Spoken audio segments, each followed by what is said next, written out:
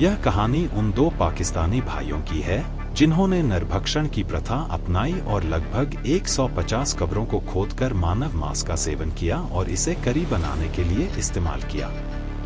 यह एक ऐसा सच्चा डरावना कहानी है जो पाकिस्तान जैसे मशहूर देश में घटित हुई है, जिसे पढ़ते समय आपको सावधानी बरतने की सलाह दी जाती है, खासकर अगर आप अकेले हैं या अभी खाना खाया है। मोहम्मद आरिफ 31 और फरमान अहमद 35 नामक ये भाई, जो नरभक्षी होने के आरोपी हैं, अपनी मानसिक रूप से बीमार बहन नुसरत के साथ रहते थे। इनकी परिस्थितियों को देखकर यह स्पष्ट है कि इन दोनों ने अस्थिर जीवन व्यतीत किया है। आरिफ ने कुछ साल पहले अपनी पत्नी को तलाक दे दिया था और उसकी पत्नी अपने बेटे को लेकर घर छोड़ गई। फरमान की पत्नी भी कुछ साल पहले उसे छोड़कर अपने माता पिता के घर चली गई और अपने 5 बच्चों को साथ ले गई। ग्रामीणों के अनुसार फरमान अहमद कथित तौर पर हेरोइन का आदी था, जबकि आरिफ और उसकी बहन की मानसिक स्थिति भी सामान्य नहीं थी।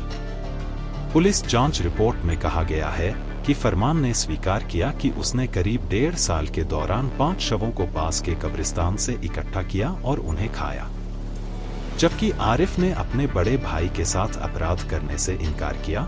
उसने स्वीकार किया कि वह जानता था कि फरमान क्या कर रहा था। फरमान का दावा है कि आरिफ और वह नरभक्षण में बराबर के भागीदार थे।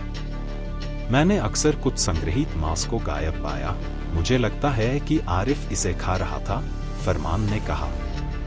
फरमान ने स्वीकार किया कि उसने सितंबर 2010 से मानव मांस का सेवन किया था, लेकिन उसके भाई के अनुसार फरमान इससे कहीं पहले से यह कर रहा था।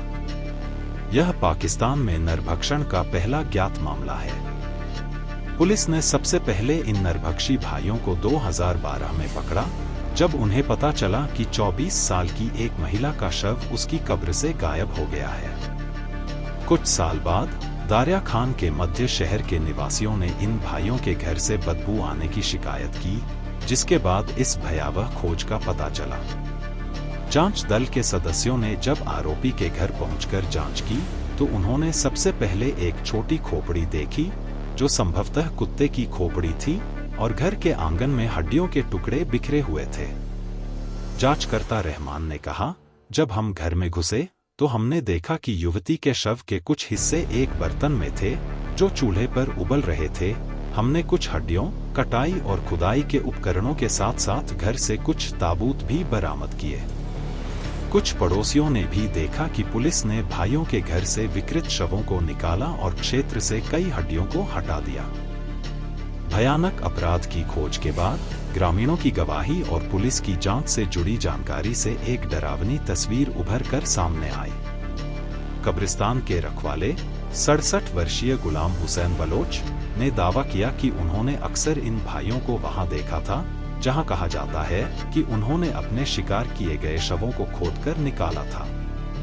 वे सुबह के समय कब्रिस्तान से निकलते थे, जिसमें एक भाई अपने कंधे पर एक बोरी लेता था और दूसरा फावड़ा पकड़ता था। अलार्म तब बजा जब 2 अप्रैल को दफनाई गई 24 साल की सायरा परवीन के परिवार ने अगले दिन कब्रिस्तान जाकर देखा कि उसकी कब्र को छेड़ा गया था और उसका शव चोरी हो गया था। रमजान के महीने में 2019 में कब्रिस्तान से 150 से अधिक शवों को खोदकर खाने के दौरान पुलिस द्वारा पकड़े जाने के बाद इन नरभक्षी भाइयों को गिरफ्तार किया गया था। भाइयों द्वारा किए गए कबूलनामे में कहा गया कि फरमान अहमद ने कहा, मैंने सितंबर 2010 में अपना पहला शव चुराया। अब तक मैंने 4 छोटे बच्चों के शव और एक बुजुर्ग व्यक्ति का शव पाया है। मैंने उनके मांस को पकाया, उसे संग्रहित किया और जब मुझे आवश्यकता हुई तब इसे निकाला। उसने अपने विचित्र व्यवहार के पीछे की वजह बताई। जब मैं बच्चा था तो मेरे पिता ने मेरी मां को मार डाला। उन्होंने मुझे भी बहुत प्रताड़ित किया। यही कारण है जिनके चलते मैंने मानव मांस का सेवन किया। मनुष्यों में आक्रामक नरभक्षण को मानसिक अस्थिरता से जोड़ा गया है।